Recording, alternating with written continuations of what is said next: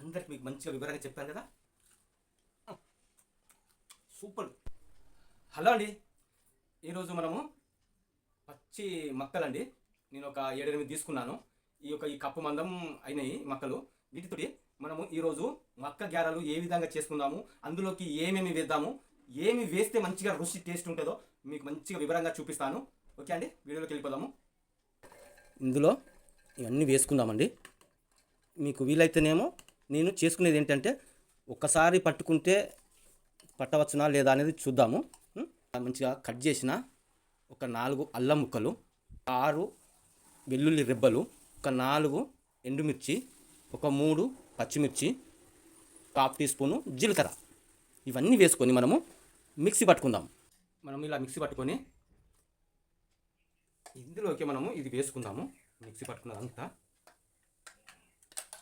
ఇది నేను కొంచెం లేత బాపతి తీసుకున్నానండి, ముదిరినవి కాదు. ఇది గట్టిగా రాకుండా కొంచెం మెత్తగా వచ్చింది. ఇందులోకి మనం ఏం చేయాలనేది మనకు తెలుసు కాబట్టి మనం ఏ విధంగా చేయాలో ఆ విధంగా చేద్దాము. దీంట్లోకి నేను తీసుకున్న ఫస్టే, కానీ ఈ మెత్తదనం ఉన్నది కాబట్టి సరిపోను వేసుకుందాము.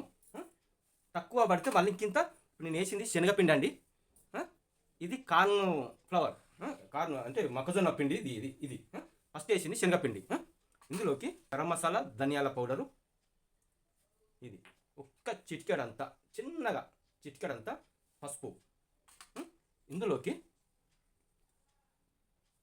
పుదీనాకులు, కొత్తిమీర, అలాగే కరివేపాకు, ఇవన్నీ వేసుకొని మనము మంచిగా నీట్గా కలుపుకుందాము. ఒకసారి అన్నీ వేసినాం కానీ నన్నే లేదు అని అది బాధపడుతుంది.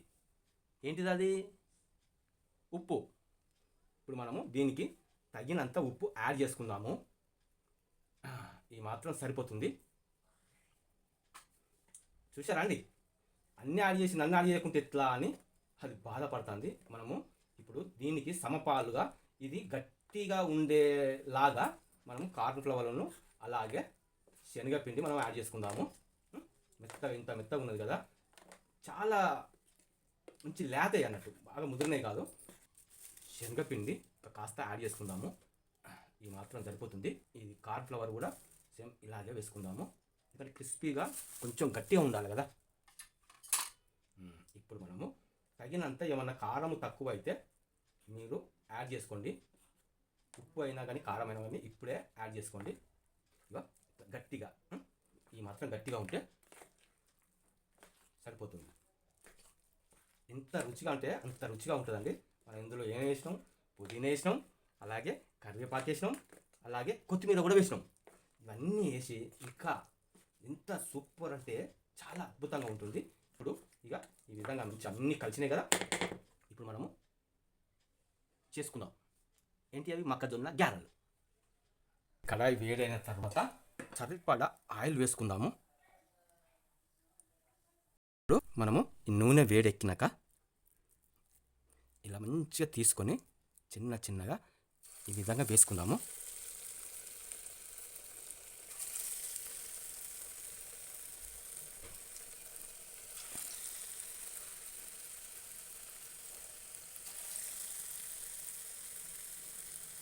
ఎంతో అద్భుతమైన గ్యారెలు, మొక్కజొన్న గ్యారెలు అండి. ఎంత బాగుంటుందంటే సూపర్. ఇలా మనకు సరిపోను వేసుకుంటా ఒక్కొక్కటి మంచిగా నీట్గా మనం చేసుకుందాం. ఒక్కసారి వీటిని మనము కింది మీద చేసుకుందామండి. వావ్, తినక ఎన్ని రోజులు అవుతుందో కానీ చాలా సూపర్గా ఉంటాయండి మొక్కజొన్న గ్యారెలు.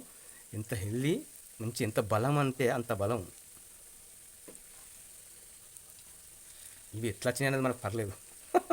మన గుండ్రగా రావాలని ఏమన్నా శాసనం పెట్టినదా? తినడం ముఖ్యం, కానీ ఎట్లొచ్చింది గ్యార అనేది మనకు అవసరం లేదు. అంత బాగుంటుంది. ఈ విధంగానే మనం అన్నీ చేసుకుందాము.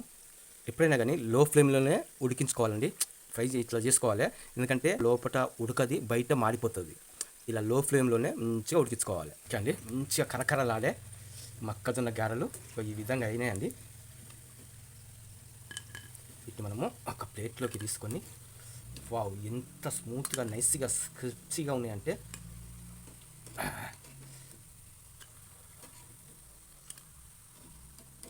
ఇలానే మనము అన్నీ రెడీ చేసుకుందాము. ఓకే, ఇలాగే అన్నీ రెడీ చేసుకుందాము. ఇంకా ఉన్నాయి కదా ఇవన్నీ మనము ఈ విధంగానే వేసుకుందాము.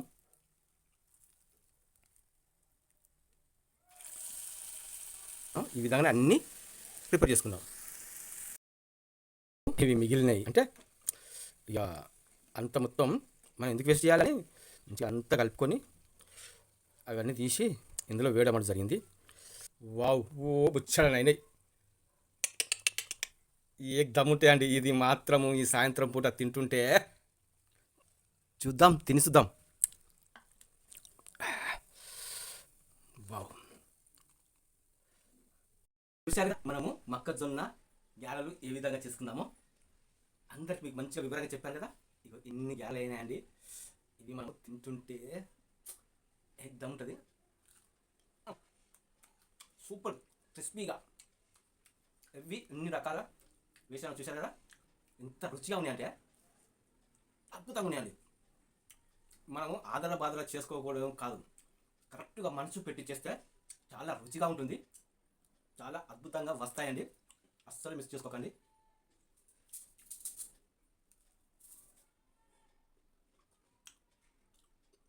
Okay, right, bye.